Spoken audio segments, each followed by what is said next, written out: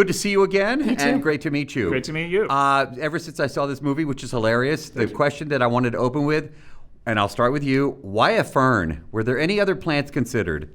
There really weren't, because a fern is a public access staple. It's just an evergreen plant that never seems to really die.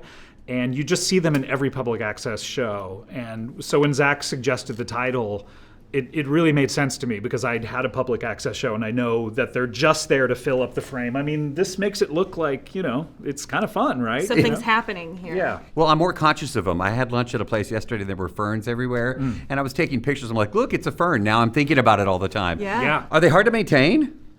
Surprisingly, we used the same ferns in the first 5 episodes of Between Two Ferns. We used the exact same ones, and you can see them slowly die throughout the first 5 episodes, to the extent where in the Bradley Cooper episode number 5, it's practically dead. So they're a little more hard than you would think. I could kill them for sure. What's that? I could kill them. I don't take care of any plant in my house. I've killed succulents just by overwatering them, which is a mistake. And the first step in therapy is admitting it. Yes. So see, we're making progress here. Yes. It's huge for me. I love your title in this movie, The Getter. The Getter. Yes. Do you really play the trumpet? No. Didn't I do it amazing, though? You did. I considered putting beautiful trumpet music in. I still never saw that scene with the beautiful trumpet music. that would be I'm really funny. curious as to what it would be like just to hear you. I did give myself a headache instantly trying to play the trumpet. It's hard. Where did you find that computer that you use on her desk? Oh, my God. Yeah, our prop master Rose found it, and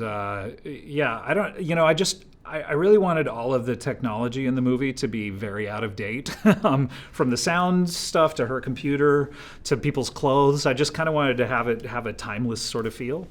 Was anybody starstruck? Because you guys have A-listers. I mean, the Peter Dinklage scenes are hilarious. Oh, yeah, We'll get he's to that in a great. second. But anybody starstruck? Were you a little starstruck? Yeah, I was for Keanu. I think that was my big day where I was like too nervous to go talk to him. I think I said 2 words to him, but I was really excited to see him.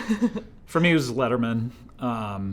He's one of the reasons I started doing comedy, so it was really one of these things where I didn't want to say that to him, and I didn't want to really even bother him, but I did make him laugh once, so I felt like that was a win for me. Yeah.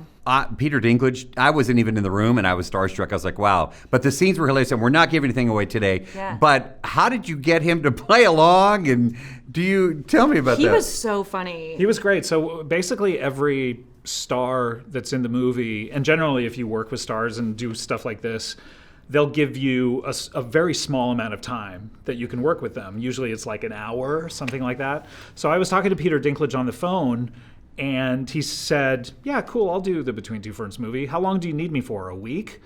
And I said, well, if you'll give us that much time, then we're going to write you a big scene. So we wrote him that just simply because he was not busy. Yeah, that's nice. Awesome. Thanks for sharing that.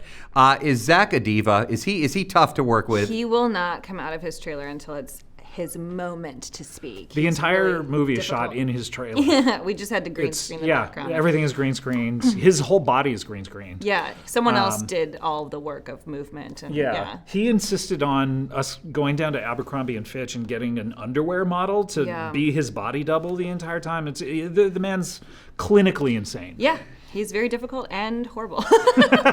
You led me down that path for a minute. I'm going, really? But now I'm thinking maybe people watching are going, wow, Google, let's find out what's He's the nicest On a person personal ever. level, he's terrible, but he's the nicest guy to work with. Yeah. Okay, I want to go back to the beginnings of this. Did you think this would, because you've obviously been a part of it with Zach since the beginning, did you have any idea this would take off like this? I mean, you have a movie now. No, in fact, we did the first one and we put it online just thinking no one would care. And then millions and millions of people watched it, but we thought that was going to be it. We never even thought of doing a second one. And Jimmy Kimmel called us up and said, hey, do you want to do one with me? And we said, no, we already did this. No. And we hung up the phone, and then I went over to his studio and I hit him in the face. Yeah, and I was yeah, like, just please to stop calling me. Really hammer it home, yeah. But we just started doing them, and then suddenly they got more and more popular to the point where I still can't believe that we had the president on and that we have a movie. It's crazy. incredible. And you shot that in the White House? In the White House, yeah. With Barack Obama, President Obama. And he let us open up the nuclear football and press buttons. And it was like, yeah, it was crazy. Okay, do you have a favorite interview in this film? Do you have a favorite scene? Oh, well, I don't know what actually, and when I think about what makes the cut versus what actually we Right. got to watch, because they would do full interviews with each person that were like 40 minutes long. At least 2 hours sometimes. Yeah, I mean, I actually do think Keanu reading a poem was one of my. Did that make it into the movie? That's going to make it into the actual interview. Oh, good, Yeah. good. Yeah, he read a poem that he wrote, and it was like great, and that was awesome. Yeah, It was that's really in the heavy. it's not in the movie, but it's going to be in the actual Yeah. episode that we put out. And thank you on behalf of us in Houston, Texas. We got a shout out in Yes. your film, Yeah. and I got really excited. The character Tony from Houston, Texas. That's right. Yes, See? Tony. Come on now. I love it. Thank you all. Great job. Thank It's you. really, really funny.